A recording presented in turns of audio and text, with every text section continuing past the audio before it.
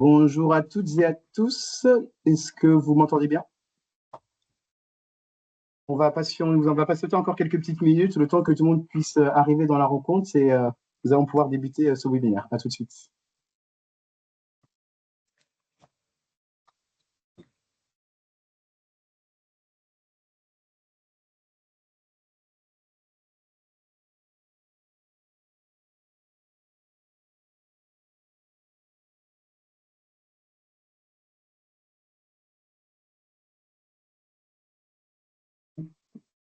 Les autres personnes vont se rejoindre à nous. Donc, bonjour à toutes et à tous et merci d'être présents pour ce webinaire en collaboration avec Hydro-Québec. Je me présente, je m'appelle Cyril Gaborio, je suis le conseiller Relations médias et affaires publiques pour l'APCHQ. Alors, comme vous le savez, donc, il y a plus d'un an, Hydro-Québec lançait son plan d'action 2035 vers un Québec décarboné et prospère. Donc, il est maintenant temps de faire le point pour analyser les réalisations et les objectifs atteints. C'est pourquoi nous avons avec nous deux experts gestionnaires d'expérience. Donc, tout d'abord, je vais présenter Grégory Dupré, qui est directeur du service technique à la clientèle. Donc, M. Dupré a rejoint Hydro-Québec en 2006 comme technicien électrique avant de devenir gestionnaire au début des années 2010. Grâce à son leadership et à sa connaissance approfondie du réseau de distribution, il accède en 2020 à la direction, gestion et planification des services techniques. Après un passage à la direction exploitation des réseaux, il revient au service technique à la clientèle en 2023. Puis, diplômé en administration des affaires, M. Dupré a aussi une carrière sportive dans la Ligue nord-américaine de hockey jusqu'en 2015, période durant laquelle il a été actionnaire des éperviers de Sorel-Tracy. Puis nous avons également notre deuxième invité qui est Nicolas Bernier, qui est chef gestion et coordination des projets. Donc, M. Bernier, lui, rejoint Hydro-Québec en 2010 à titre de technicien électrique projet. Donc, depuis 2018, il occupe également des fonctions de gestion, d'abord à la tête d'une équipe dédiée à la gestion des projets pour les grands donneurs d'ouvrages. Son sens du client et sa capacité à bâtir des relations solides avec les partenaires l'ont récemment amené à créer une nouvelle équipe qui s'appelle donc le Centre de coordination des travaux Opération Maintenance. Excusez-moi pour ce petit contretemps, dont la mission est d'améliorer la continuité et le suivi des demandes clients. Donc, Nicolas conjugue travail, études et vie familiale avec passion, grand amateur de défis. Il se dépasse également dans sa discipline sportive favorite qui est le triathlon. Donc, avant de commencer, comme vous avez pu le constater, nous avons coupé vos caméras et micros, simplement par l'équipe technique pour que ce soit plus simple pour nos présentateurs. Donc, je vous invite donc à poser vos questions directement dans le chat. La présentation devrait durer environ 40 minutes, puis on va accorder une petite période de questions de 5 à 10 minutes. Également, ce webinaire sera interactif. Vous aurez des questions qui vont apparaître sur vos écrans. Donc, je vous invite à y répondre grandement. Sur ce, assez parlé, messieurs, je vous souhaite un très bon webinaire. Merci beaucoup. Bonjour tout le monde. Bien content de Grégory Dupré, bien content de vous rencontrer aujourd'hui pour vous parler du plan d'action d'Hydro-Québec 2035 et de nos avancées dans la dernière année. Donc, un plan d'action ambitieux qui a été mis en place en 2023 et qui se poursuit.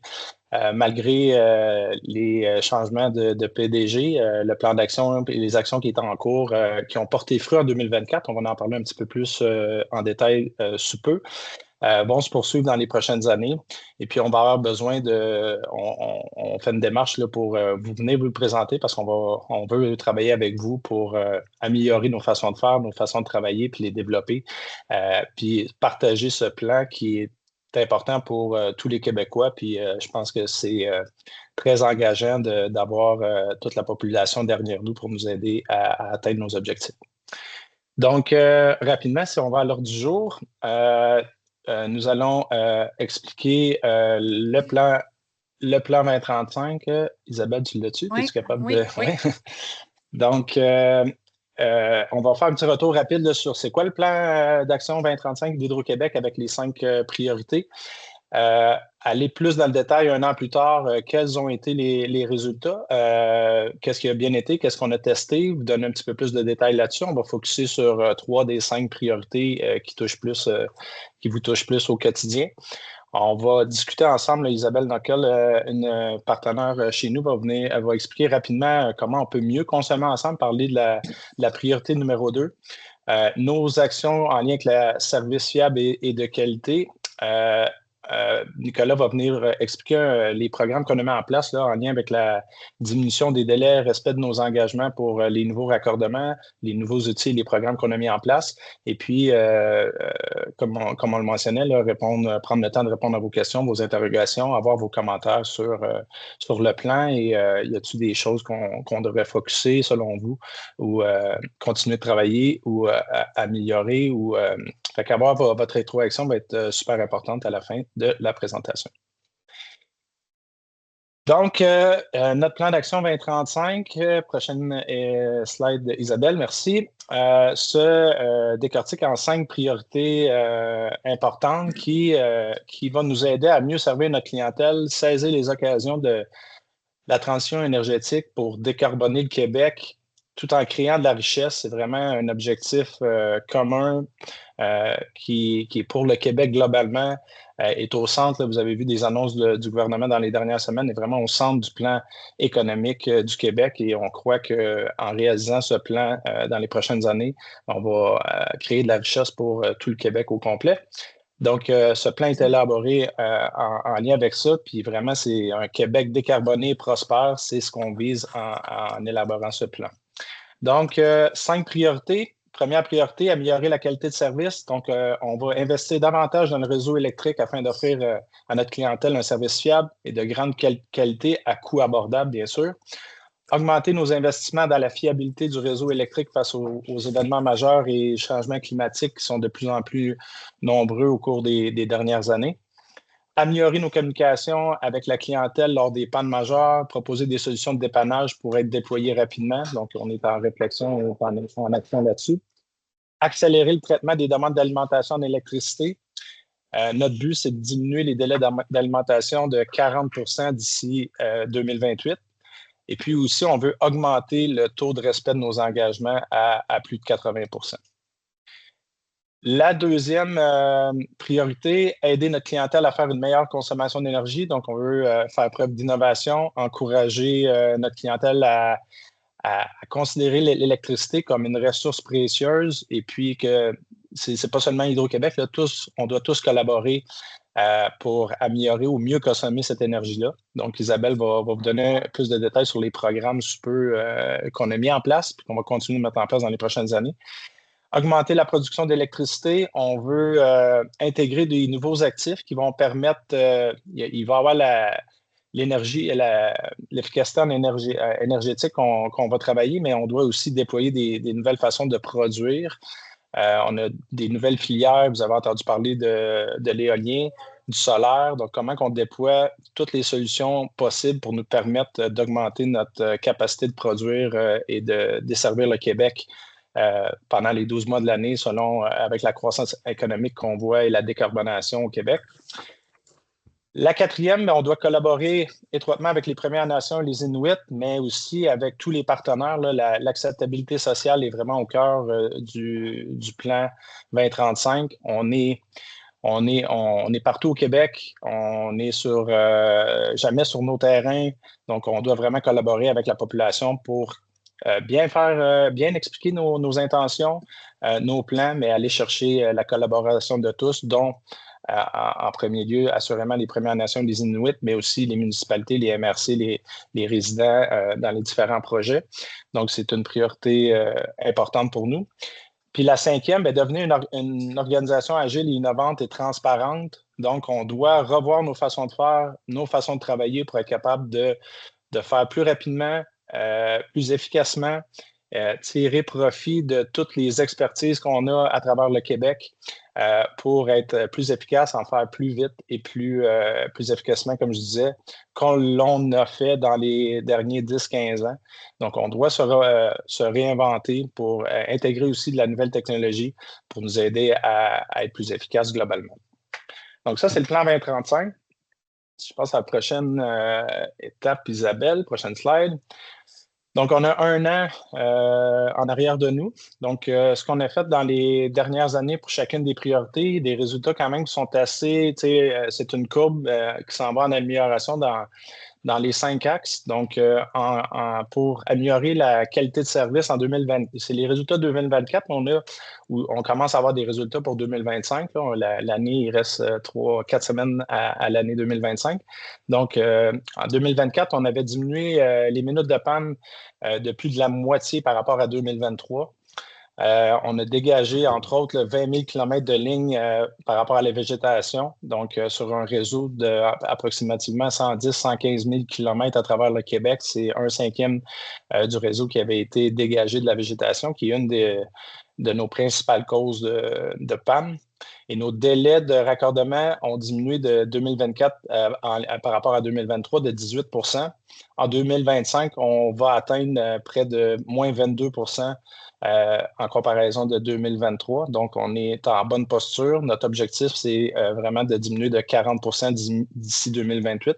Donc, les résultats sont là. Est-ce que c'est parfait? La réponse est non, mais on tend vers et on continue de mettre les actions en conséquence. Nos différentes initiatives en efficacité énergétique ont permis d'augmenter de plus de 30 % les économies d'énergie. On a investi plus de 250 millions là, dans les différents programmes. On va continuer de le faire dans les prochaines années. Donc, on va vous donner plus de détails un petit peu plus tard. La production d'énergie, ben, on a fait 3 ententes là, permettant de développer 5 000 mégawatts d'énergie éolienne, puis même des ententes qui ont été signées dans les dernières semaines pour augmenter le tout. Notre but, c'est vraiment la production de l'augmenter de 11 000 mégawatts en 2035. Donc, on est sur la bonne voie par rapport à ça. L'éolien et le solaire vont prendre une grande partie de cette nouvelle production d'énergie-là. On doit aussi déployer plus de 850 km de nouvelles lignes de transport et d'ici 2031, il va y avoir 5 nouveaux postes de transformation qui vont être construits. Donc, je parlais d'acceptabilité sociale, ce n'est pas seulement pour les parcs éoliens, mais aussi le déploiement des lignes pour ramener cette énergie-là au secteur plus au sud, où est-ce que le gros de la population est au sud du fleuve Saint-Laurent. Donc, on doit déployer des lignes de transport qui vont amener cette énergie-là où est-ce qu'on a de la charge à travers le Québec. Et on a déjà 11 ententes autochtones avec les différentes communautés autochtones, 10 ou 11 ententes qui ont été conclues. Il nous reste encore beaucoup de travail, on a beaucoup de discussions en cours présentement, mais ça va bien là-dessus. Pour ce qui est de la priorité 5 par rapport à l'innovation puis revoir nos façons de faire, on a débuté une démarche avec les différentes instances, les ministères, les MRC, les municipalités, le secteur privé dont vous faites partie, les développeurs, les entrepreneurs en électricité, pour revoir nos façons de faire, travailler plus en amont dans le processus d'alimentation, de raccordement. Donc, comment on est capable de travailler en parallèle par rapport, par exemple, aux autorisations environnementales, comment on est capable de se donner une meilleure visibilité sur la planification des projets, intégrer le tout le plus tôt possible pour permettre une meilleure planification, une meilleure gestion, puis diminuer les délais au final pour que quand l'alimentation va être requise, mais Hydro-Québec va être au rendez-vous. C'est vraiment ce qu'on veut mettre de l'avant, puis on va continuer. On a intégré une gestion de risque calculée aussi dans les différents projets. Donc, c'est ce qu'on veut aussi développer pour être plus agile, pour nous permettre de réaliser les projets dans les délais prescrits. Donc, ça, c'est pour les résultats 2024. Donc là, on va aller plus dans le détail par rapport à la priorité 1, la priorité 2 et la priorité 5. Donc, je passerai la parole à Isabelle qui va nous parler des différents programmes et démarches qu'on a mis en place pour mieux consommer ensemble à Hydro-Québec. Isabelle? Oui, bonjour, vous m'entendez bien? J'imagine que oui. Bon, parfait. Oui, puis écoutez, aujourd'hui, je veux juste camper vos attentes. Là. Il y aura un webinaire plus détaillé sur la thématique de l'efficacité énergétique dès février. Donc, je vous invite en grand nombre à vous inscrire à ce webinaire-là dès qu'il sera mis en ondes ou sur le site web annoncé. Mais je veux quand même vous donner une vue sur ce qui a été annoncé cette année, puis ça sur quoi on travaille et ce qui est dans le collimateur là, pour l'année 2026. Donc, cette année, oui, mieux consommer ensemble. Donc, cette année, on a lancé une trajectoire Hydro-Québec en efficacité énergétique énergétique. On a annoncé des investissements de l'ordre de 10 milliards à l'horizon 2035 dans ce plan d'action-là. Donc, ce n'est pas rien. On intensifie vraiment les efforts pour mettre à votre disposition et la disposition de notre clientèle des outils, des programmes, des appuis financiers pour arriver à nos fins. Donc voilà, je m'excuse, je vais changer de diapo. Et peut-être vous dire que l'efficacité énergétique, pour nous, bien sûr, là, c'est un appel à tous. Grégory parlait tantôt d'acceptabilité sociale, mais ici, c'est vraiment, non seulement, je pense qu'il y a de l'acceptabilité sociale pour l'efficacité énergétique, mais c'est un travail énorme qu'on doit faire en étroite collaboration avec tous nos partenaires. C'est le plus grand chantier qu'on a à Hydro-Québec. Donc oui, on a des chantiers de production de toutes sortes au niveau éolien. On a annoncé des parcs solaires. On travaille intensément pour aller chercher de l'approvisionnement nouveau, mais l'efficacité énergétique, c'est quand même 21 TWh qu'on souhaite aller chercher, donc ce n'est pas rien et on a besoin là, de la mobilisation de tous les secteurs pour y arriver.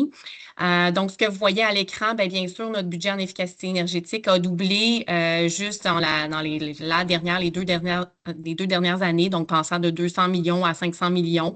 Donc, on est vraiment actif sur débloquer des budgets pour y arriver.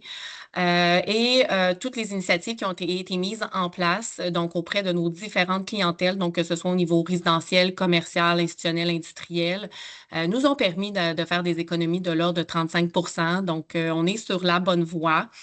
Et on a reçu, évidemment, là, plus de 100 000 demandes à traiter d'aide financière pour des équipements performants, entre autres thermopompes, thermostats connectés. Certainement, là où vous avez contribué grandement, là, étant donné votre secteur d'activité. Donc, ça, c'est pas rien non plus. Peut-être juste pour revenir sur la trajectoire de cette année, en fait, principalement, ça se concentre sur 3 initiatives qui touchent nos 3 types de clientèle. Donc, pour la clientèle résidentielle, bien sûr, on mise fort sur les appareils connectés qui nous permet justement en pointe de faire une meilleure utilisation de notre énergie et pour nous de débloquer des terawatts, parfois des mégawatts importants qu'on doit aller chercher. Donc, on a mis des efforts. On a offert des thermostats électroniques justement à 0 $ là, pour initier cette clientèle résidentielle à entreprendre, à entamer des démarches en efficacité énergétique. Pour la clientèle commerciale institutionnelle ici, bien sûr, il y a 2 volets. Il y a un volet d'accompagnement, donc autant au niveau des représentants de service à clientèle que des délégués commerciaux. On met en place des humains qui peuvent aider cette clientèle-là à avoir des équipements plus performants et pour avoir des bâtiments qui vont consommer mieux. D'ailleurs, on a lancé l'Alliance sur les bâtiments exemplaires cette année, où on invite les propriétaires de grands bâtiments à initier des démarches. Donc, en retour desquelles, bien sûr, ils ont des économies d'énergie, mais de la visibilité qui est également offerte par Hydro-Québec. Donc, ça peut être intéressant. Et finalement, pour la clientèle industrielle, on mise sur la productivité énergétique. Donc, encore là, un accompagnement étroit avec les délégués commerciaux où on pose des diagnostics clairs. On fait du mesurage et bien sûr, on arrive avec des changements d'équipement. Donc, je vous dis ça assez simplement, mais c'est une démarche qui est très, très complexe et qui se passe sur plusieurs années. Hydro-Québec est prêt justement auprès de chacune des clientèles d'ajuster le tir si on voit que ça fonctionne pas ou qu'il y a des bloquants. Donc, c'est ce qu'il faut retenir ici, c'est qu'on est en constante amélioration de nos pratiques et l'accompagnement et la proximité de nos types de clientèle, c'est vraiment ce qui est important pour nous, là, étant donné les objectifs ambitieux qu'on a à l'agenda. La trajectoire en efficacité énergétique, oui, la plus ambitieuse de notre histoire. Là, je pense que je l'ai répété abondamment. Ça va nous permettre d'économiser l'équivalent de l'ordre d'une maison sur 4. Donc, ce n'est pas rien. C'est la façon la plus rapide et la moins chère d'entamer le pas dans la transition énergétique. Pour les différents types de clientèle, c'est séparé en 7-7-7. Donc, sur le 21 TWh, on fait ça simple, mais on est capable d'aller chercher un 7 TWh auprès de chacun d'entre eux. C'est ce qu'on a établi là, pour notre trajectoire à l'horizon 2035. Vous aviez posé des petites questions, donc peut-être en rafale avant de retourner la parole à mon collègue Grégory. Il y avait des questions qui avaient été posées au niveau de Logivert. Donc oui, les objectifs annuels sont en hausse, mais sont atteints par rapport à ce qu'on avait envisagé pour Logivert. Donc ça va bon train. Pour les ménages à faible revenu, bien sûr, les besoins vont au-delà de ce qui est offert à Logivert. Donc, nous, on travaille actuellement à leur offrir un accompagnement plus personnalisé, des solutions clés en main, donc qui ne nécessitera pas d'actions compliquées de leur côté. Donc, c'est ce sur quoi on travaille. Il devrait y avoir une annonce en 2026, début 2026 pour cette clientèle-là. Donc, évidemment, dans le webinaire de février, vous devriez avoir plus de détails sur cette annonce et comment vous pourrez contribuer. Au niveau du solaire, peut-être juste vous dire également que les modalités d'application vont être également annoncées en 2026. Donc ça, je vous demande d'être un petit peu patient par rapport à ça. Donc, il y aura des démarches, il y aura des ajouts autant du côté de Logivert et dans Ose que vous connaissez. Alors, donc ça va venir bonifier notre portefeuille d'offres qu'on offre aux clientèles là, pour économiser ici pour faire de l'autoproduction. Donc, je m'arrête ici et je vous invite grandement à vous inscrire le 12 février prochain, parler à nos experts d'efficacité énergétique. Donc, je vais repasser la parole à Grégory. Merci Isabelle. On va revenir à la priorité numéro 1, améliorer la qualité de service. Donc, on veut vous expliquer un peu nos actions que l'on met en place pour offrir un service fiable et de qualité. On a un parc d'actifs, puis je veux vous parler de ce qu'on met en place pour les clients existants. Puis après ça, on va faire le lien avec nouveaux prolongements, nouveaux concepts, comment on va déployer le réseau électrique dans les prochaines années, mais on va avoir besoin de le travailler conjointement. Mais en premier lieu, prochaine slide, Isabelle. Notre réseau de distribution, c'est 115 000 km à travers le Québec. 2,5 millions de poteaux que l'on partage entre Hydro-Québec, Bell et TELUS comme propriétaire du parc. Hydro-Québec est responsable de 61 du parc de poteaux à travers le Québec. C'est près de 700 000 transformateurs. Donc, c'est un actif qui est vaste, qui est large et puis qu'on doit vraiment investir. Quand on dit investir dans le réseau de distribution, c'est de réinvestir, de reconstruire le réseau de plus en plus. Il y a eu beaucoup d'investissements qui ont été faits au courant des années 1980. Le réseau de distribution, comme on le connaît, poteaux de bois en aérien, c'est environ 50 à 60 ans de vie utile. Donc, on a des investissements qu'on doit réinvestir là, pour reconstruire la grande majorité de ce réseau-là. C'est pas ce qui crée le plus grand pourcentage de pannes. La plupart des pannes sont créées à plus de 50% par la végétation. Donc, dans notre plan, reconstruire le réseau, faire la végétation aux bons endroits et déployer le nouveau réseau. On déploie là, sur 115 000 km, on déploie plus de 500 km de nouveaux réseaux à chaque année. Donc, comment qu'on déploie du réseau en pensant au futur? Parce qu'une des problématiques que l'on voit avec les pannes et les événements climatiques qu'on voit, la neige lourde, par exemple, qu'on a vécu dans les dernières semaines, c'est le réseau aérien arrière l'eau, où est-ce que la végétation a grandi à travers notre réseau, mais ça crée des pannes. C'est très difficile d'exploiter ce réseau-là. Donc ça, c'est un constat qu'on a fait dans les dernières années. On met des actions pour venir corriger le tout. Et puis, on a ciblé là, notre 115 000 km à travers le Québec. On l'a décortiqué. On a environ 8 000 zones à travers le Québec qui sont plus problématiques en lien avec la qualité de service qui est attendue de nos différents clients. En 2025, on a ciblé 1800 zones pour vraiment là, aller faire le maximum d'interventions en maintenance, en végétation pour améliorer la qualité de service pour plus d'1 million de clients. On a environ 4 millions de clients à travers le Québec. Donc, on a ciblé 1800 zones en 2025. On est à finaliser les travaux dans les différents secteurs. On veut diminuer là, les pannes de plus de 25% d'ici, dans ces zones-là, là, à court terme, puis d'ici 2035, diminuer de 40%, 50% les pannes à travers le Québec pour améliorer la qualité de service. Donc, comment on va faire ça? On veut agir proactivement pour éliminer les pannes à la source, choisir la bonne solution aux bons endroits. Je vais vous parler des solutions qu'on est en train de déployer en frais d'innovation. On veut passer d'une approche globale à une approche plus ciblée, comme je mentionnais, avec les zones, puis identifier des segments de réseau là, qui causent des problèmes, puis qu'on veut reconstruire et déployer de nouveaux réseaux avec le bon concept qui va minimiser les pannes dans le futur. C'est vraiment dans nos réflexions.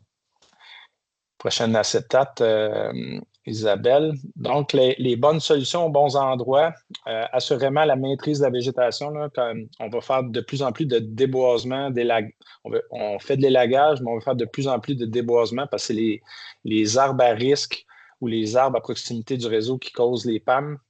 Aussi, dans le déploiement de nouveaux réseaux, quand les gens plantent des arbres, on a un programme de le bon arbre au bon endroit qu'on va vraiment valoriser, puis vous allez en entendre parler, autant dans les nouveaux déploiements ou développements que dans les réseaux existants. Là. Vraiment, il faut que les gens soient conscientisés que le mauvais arbre au mauvais endroit cause des pannes pour tous les secteurs. Donc ça, vraiment, on va mettre un focus là-dessus. On est à développer ou déployer du conducteur recouvert en moyenne tension sur le réseau aérien. Je vais vous montrer un petit peu, il va y avoir des photos tout de suite après pour vous montrer ce que c'est. Le souterrain est une grande question. On est en train de déployer du souterrain allégé dans certains secteurs du Québec. On est aussi en réflexion de comment les futurs déploiements des réseaux, est-ce qu'on est capable de travailler des nouveaux concepts dans le milieu plus urbain pour déployer du souterrain? Parce qu'avec du souterrain, assurément, on n'a pas d'enjeu moins d'enjeux avec les pannes puis la végétation. Le souterrain est plus coûteux. Les coûts ont augmenté en plus dans les dernières années, coûts de civils, par exemple, ou les coûts de travaux. Donc, comment qu'on vient intégrer les meilleures solutions dans le déploiement du réseau? L'enfouissement allégé est peut-être une solution dans certains secteurs. Dans les milieux un peu plus urbains ou semi-urbains, il faut se réinventer, innover. On va vouloir le travailler avec vous et en discuter avec vous. Automatisation du réseau, on installe des disjoncteurs et enclencheurs pour diminuer les sections de réseau où est-ce qu'il y a des pannes. Fait que ça, on intègre ça sur le réseau. Si tu vas à la prochaine slide, Isabelle. Donc, on déploie aussi du poteau de composite. Donc, on a en 2024 installé plus de 700 poteaux de composite. Un poteau de composite est plus résistant aux événements climatiques. Il y a une durée de vie plus longue. Donc, on est en train de déployer les équipements, les outils pour pouvoir en installer de plus en plus. On est à près de 1000 poteaux d'installer en 2025. Donc, année sur année, Hydro-Québec implante à travers le Québec plus de 30 000 ou remplace plus de 30 000 poteaux. Donc, on veut graduellement intégrer les poteaux de composite à notre réseau. Le conducteur recouvert, c'est pour nos fils moyenne tension. Le conducteur recouvert permet que si jamais une branche touche au fil, mais qu'il n'y ait pas de panne ou que ça ne déclenche pas. Donc ça, on est en train de déployer. On a déployé plus de 15 km en 2024. On est en déploiement d'une cinquantaine de kilomètres à travers le Québec, mais on va continuer d'intégrer cette nouvelle technologie-là à notre réseau aérien. Les disjoncteurs et enclencheurs, c'est la façon dont on va séquencer ou diminuer l'impact des pannes sur notre réseau. L'enfouissement allégé, vous le voyez, dans des milieux très boisés, une tranchée où est-ce qu'on dépose les câbles, un peu comme la fibre optique du côté des télécoms, des parties de réseau où est-ce qu'on n'a pas de clients alimentés, mais qui nous permet de sauver des coûts par rapport à l'enfouissement allégé, à l'enfouissement du réseau. Présentement, on ne peut pas déployer ça partout. Il y a une notion de sécurité aussi dans certains secteurs. On travaille avec les différentes instances, dont le ministère des Transports du Québec. J'ai le soleil qui vient d'apparaître dans mon écran. Je vais me reculer un petit peu. Donc, on est en discussion avec le ministère des Transports, par exemple, parce qu'on est souvent à proximité des routes numérotées. Donc, on est en discussion avec eux pour le déployer un peu plus en milieu rural. Mais après, comme je mentionnais tantôt, comment on peut revoir et déployer du réseau en ce sens dans les milieux semi-urbains ou urbains. On est en réflexion là-dessus, puis on va vouloir en discuter avec vous.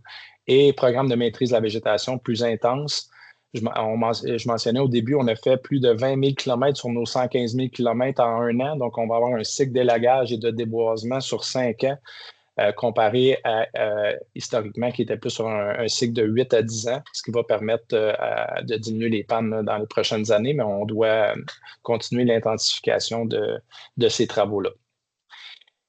Donc, ça, c'est par rapport à la qualité de service. Je vais passer maintenant la parole à Nicolas qui vous expliquer le plan de match ou le plan d'action qu'on a mis en place par rapport à la réduction des délais d'alimentation et ce qu'on veut travailler par rapport à ça.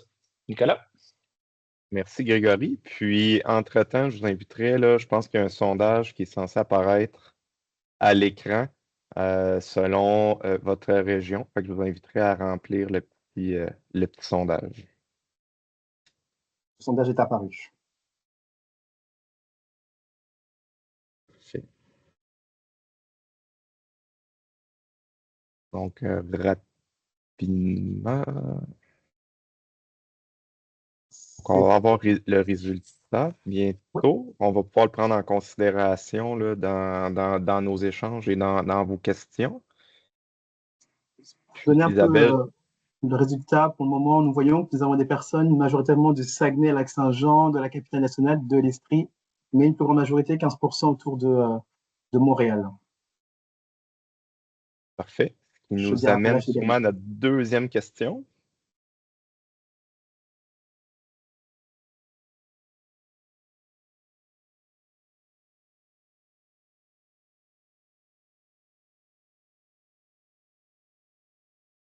Au niveau des réponses, nous avons un 50-50 pour le moment entre ça commence à se modifier un peu à 50%, pas du tout à 25% et beaucoup à 18%. Ça fait que de se modifier, mais dans quelques petites secondes.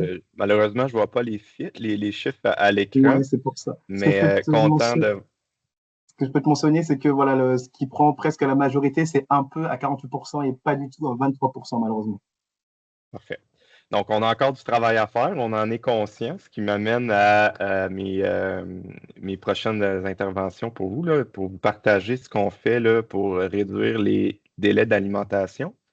Donc, de notre côté, là, en fait, là, on s'engage à faciliter les projets de développement en continuant d'optimiser nos délais de raccordement. Le sondage, on veut vraiment venir capter là, votre input là-dessus. Là, c'est important pour nous. On sait qu'on a encore du travail à faire, on ne lâche pas. Donc, l'objectif, Grégory l'a mentionné, là, c'est que d'ici 2028, là, c'est de réduire de 40% les délais de raccordement.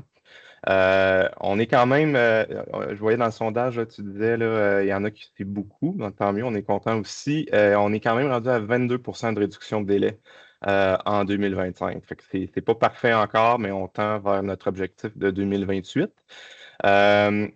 On poursuit nos efforts, là, notamment par une meilleure coordination des inter-équipes, autant à l'externe avec les partenaires telco, télécommunications, on le mentionnait tantôt, les municipalités, ainsi de suite, mais aussi à l'interne dans nos propres équipes. On veut déployer des nouveaux outils numériques et faire un suivi étroit de l'avancement de vos demandes via le centre de coordination des travaux. J'y reviendrai un peu plus tard. Pour nous, c'est essentiel de poursuivre la collaboration, le dialogue avec vous dans un meilleur arrimage des projets et de la séquence optimale. Vous allez voir, c'est quelque chose que vous allez ressentir là, au courant des prochains mois. Vous l'avez peut-être déjà ressenti. On veut vraiment établir une dynamique de communication entre vous et nous pour faire arrimer les projets selon vos besoins et de vous donner de la visibilité aussi sur c'est quoi les grandes étapes de votre projet. Prochaine slide. Donc, concrètement, ce qui nous amène à avoir lancé le programme de raccordement accéléré des clients. Notre objectif d'affaires, c'est d'améliorer la satisfaction des clients en leur offrant une meilleure expérience simplifiée avec des nouveaux outils numériques. On le mentionne à plusieurs reprises, on fait exprès de le dire. Donc, 40% de réduction des délais sur nos demandes de raccordement les plus courantes et augmenter le taux de respect de la première date fournie aux clients. Donc, oui, on veut réduire nos délais, mais une chose qu'on a entendue de la part des partenaires là, dans les dernières années, c'est qu'il manquait de prévisibilité. Fait qu'on veut vraiment travailler aussi sur la prévisibilité puis la visibilité de l'avancement de vos dossiers. Comment on va le faire? On a essentiellement 4 trajectoires. La première, c'est venir bonifier nos sites informationnels. Donc, on veut pouvoir mieux vous informer, favoriser l'autonomie, de répondre à vos propres questions dans le cadre de vos projets en amont de l'entrée de votre demande. C'est la première étape. Deuxième chose, on veut venir moderniser. Donc, on va lancer des portails transactionnels, faciliter, centraliser l'entrée des demandes grâce à un portail transactionnel offrant l'ensemble des libres services personnalisés. Donc, autant pour répondre à vos questions, mais aussi initier vos demandes, puis éviter là, les erreurs lors de la création de dossiers. Troisième point, gestion et suivi des dates par activité. Donc, je le mentionnais, là, on veut pouvoir vous informer proactivement du suivi puis de l'avancement de votre demande. Et on va le faire là, en renforçant notre gestion par date. Mais je vous le mentionne tout de suite, là, ça va se faire autant avec vous qu'avec nous. Donc, on va venir vers vous, poser des questions. Quand est-ce que votre projet va se réaliser? Vous êtes rendu à quelle étape dans le cadre de votre dossier? Fait que avec votre maître électricien aussi, on va venir beaucoup vers vous là, pour poser ces questions-là. Et bien sûr, accompagner nos clients dans cette relation.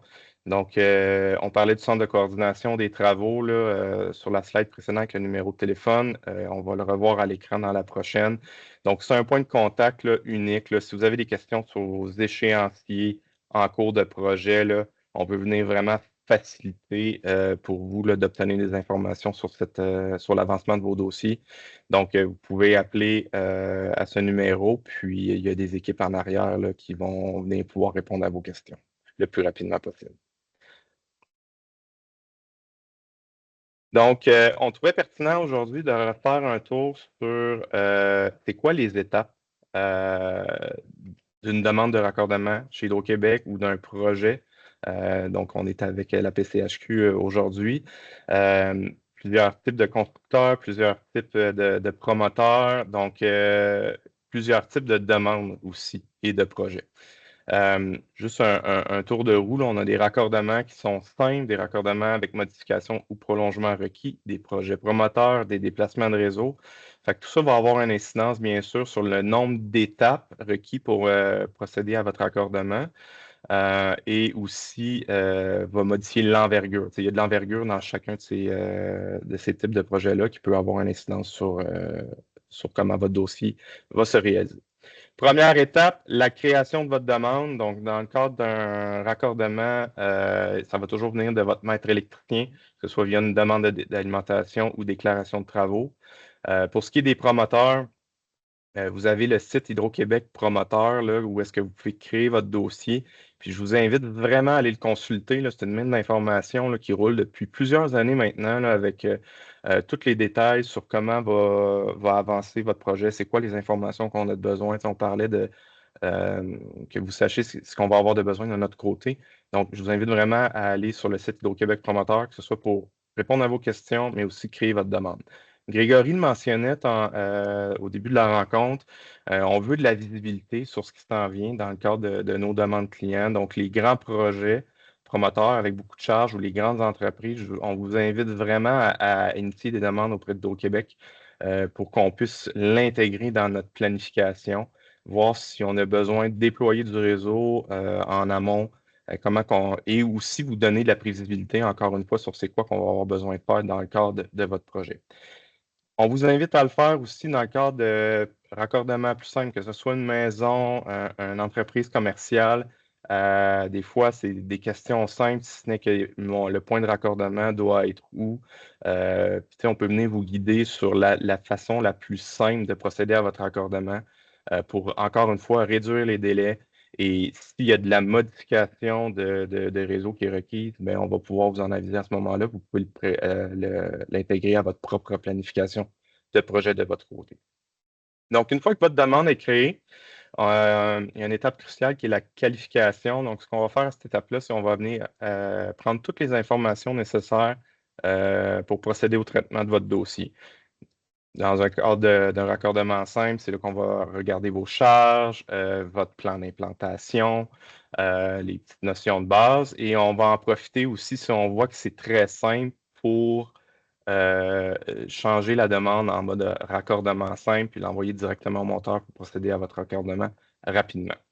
Dans le cadre de projets qui vont nécessiter de la modification réseau, on va aussi vous aviser là, en fait, de l'échéancier estimé de votre projet.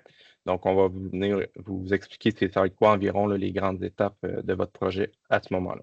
Dans le cadre des projets promoteurs, il y a beaucoup plus d'informations qui sont requises. Donc, ce qu'on va vous demander, c'est qui votre arpenteur, votre notaire, votre plan de cadastre, est-ce que vous avez vos autorisations environnementales, municipales, ainsi de suite. Puis, on va faire un petit quel est votre tracé en avant l'eau, en arrière l'eau, en souterrain.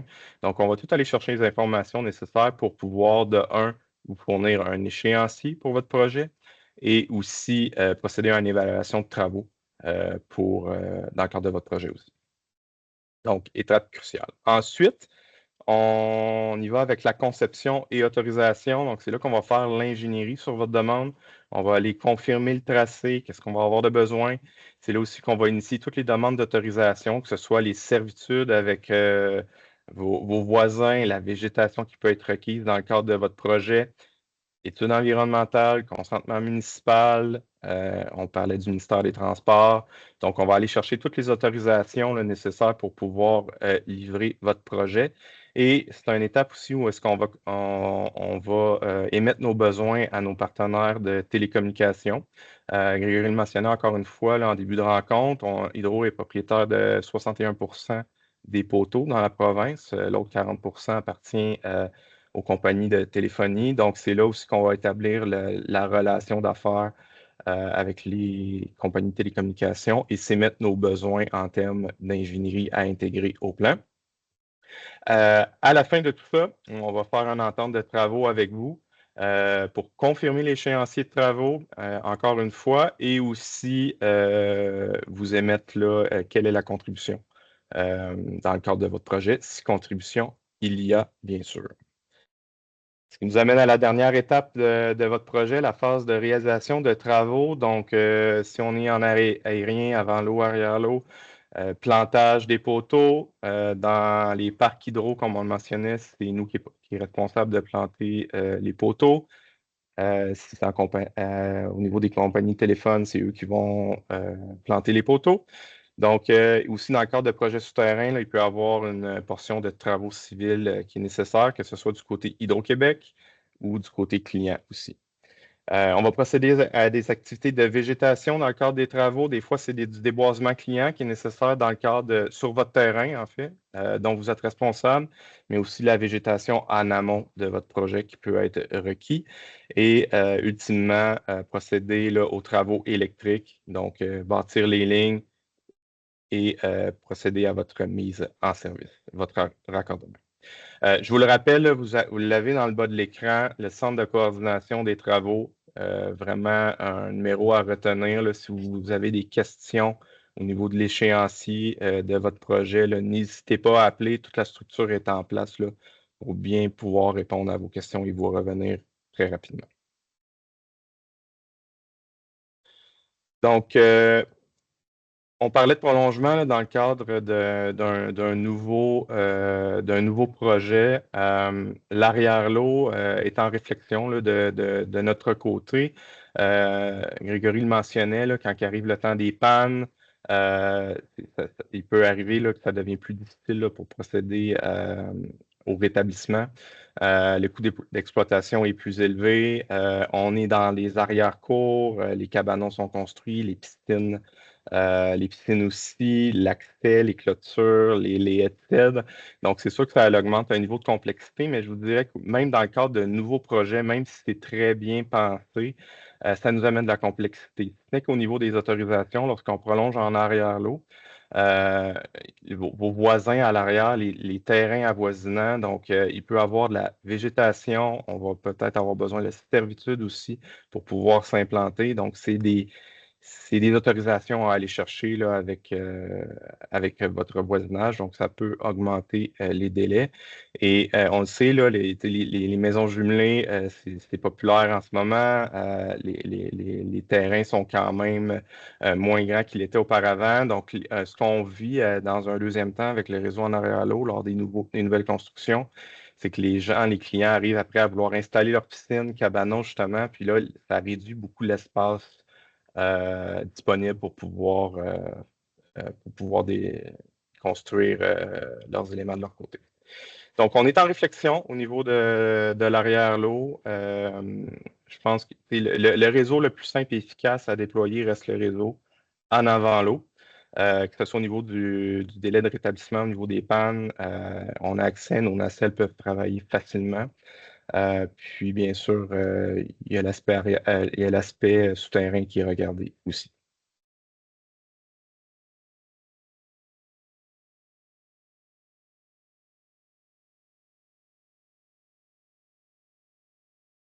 Monsieur Nicolas, avec le pense que sondage. Ouais, Oui, c'est là, ça. je ne le vois pas à l'écran. J'attends les réponses. Je n'ai pas envie de fausser les résultats. Pour l'instant, là, ça modifie. Ça joue beaucoup entre le un peu et moyennement. C'est comme égalité autour de 42% les deux chiffres. Je vois même dans les commentaires que tout le monde dit c'est soit le numéro 2 un peu, soit moyennement le 3.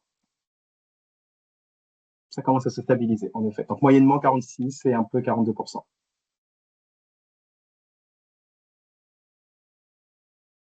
Merci à vous trois. Bonne réponse. Pour l'instant, il n'y a pas du tout. Fait qu'on retient ce point-là. Il y a des questions qui ont été posées pour vous. Je vois quelques questions. On va pouvoir aller directement avec, parce qu'il nous reste très peu de temps. Tout d'abord, on vous demande, quand vous parlez de réseau d'enfouissement allégé, est-ce que cela peut être réalisé dans des projets intégrés? C'est ce qu'on est en train d'évaluer. C'est toujours l'aspect sécurité. Fait que, en conduit avec structure bétonnée pour nos transformateurs, par exemple, on a déjà testé historiquement du câble en conduit qui limitait l'aspect travaux civils béton, parce qu'on va se dire, c'est le béton qui fait augmenter les coûts des projets. Donc, on est en train de regarder peut-être une solution mitoyenne. On a déjà fait historiquement aussi de l'enfouissement léger ou des réseaux ou des secteurs en arrière-l'eau où est-ce que le réseau était souterrain, mais dans les années 80, puis là, on voit que ça nous cause des problématiques présentement parce que le réseau est en fin de vie utile, puis ça devient difficile d'aller remplacer ces équipements-là. Est-ce que ce serait possible d'installer ça dans les réseaux urbains ou semi-urbains en avant l'eau, en limitant les coûts? Mais ça, c'est exactement le type de projet qu'on veut innover et déployer, qu'on aimerait ça consulter certains promoteurs pour tester. On est en train aussi de tester des plaques protectrices. C'est tout le temps l'info-excavation puis des travaux dans le futur, comment qu'on sécurise, parce que c'est du 25 000 volts. Donc, comment qu'on assure la sécurité, qu'on diminue les coûts.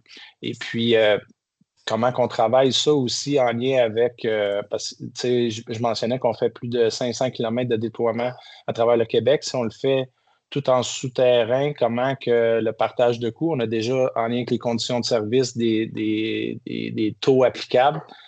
Comment qu'on vient déployer ça avec vous les promoteurs, Hydro-Québec, parce que déployer les 500 km en souterrain viendrait mettre une pression sur soit les tarifs ou soit les redevances qu'Hydro-Québec donne au gouvernement. Donc, c'est le genre de discussion qu'on veut avoir. On est en consultation présentement, puis on va le faire dès le début d'année.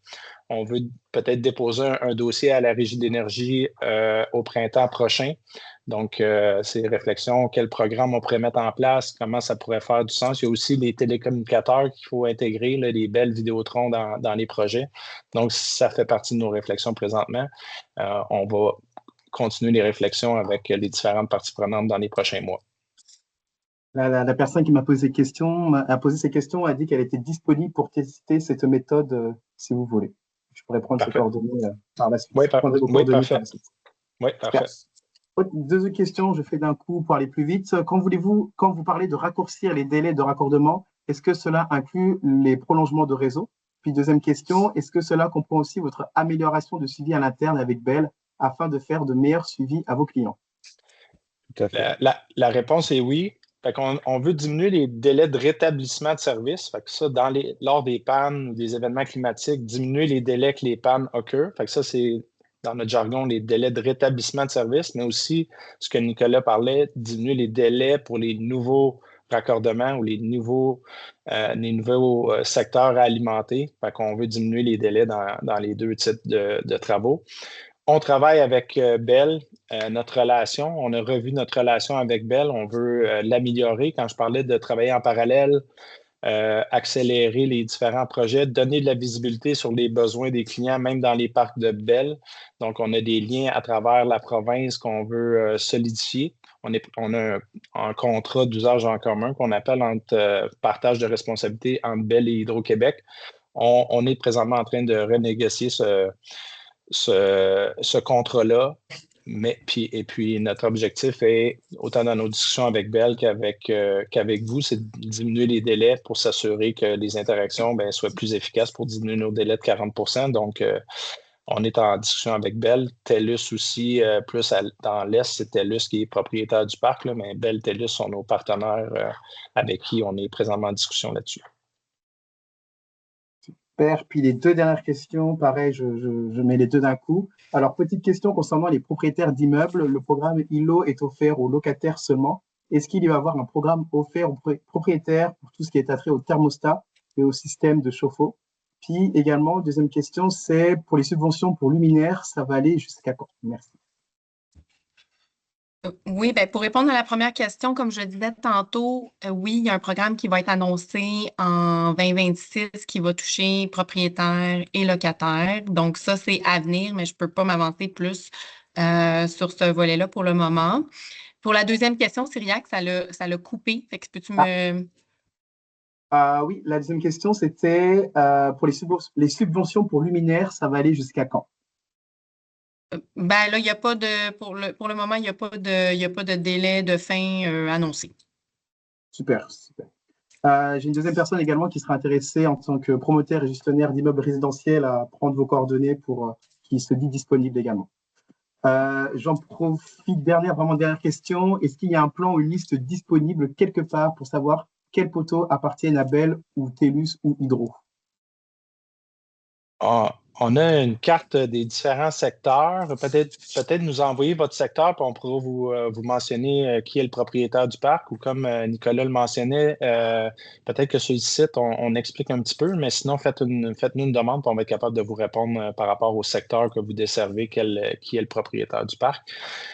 C'est disparate à travers le Québec, là, fait que je ne suis pas capable de vous donner les secteurs exacts, mais nous, on a une carte, on a chacun de nos poteaux est documenté, fait qu'on est capable, on serait capable de vous répondre en ayant vos coordonnées un petit peu plus précises. On pourrait vous répondre en parallèle.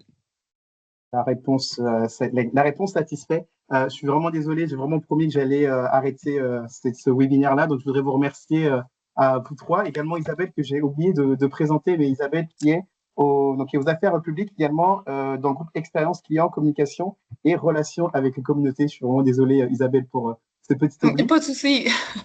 Si vous avez des questions, écrivez-moi. Moi, je vais faire parvenir le tout à nos trois présentateurs. Il y aura un courriel de suivi qui vous sera acheminé d'ici demain ou début de semaine prochaine. Vous pourrez également disposer de la présentation. Simplement, je dois vous rappeler que ce webinaire est informatif seulement et ne constitue pas une formation accréditée. Donc, je vous souhaite une très bonne journée. Puis, merci encore d'avoir été présent. Puis, on se retrouve pour le webinaire deuxième partie Hydro-Québec février. Merci, bonne journée tout le monde. Au revoir. Merci à tous.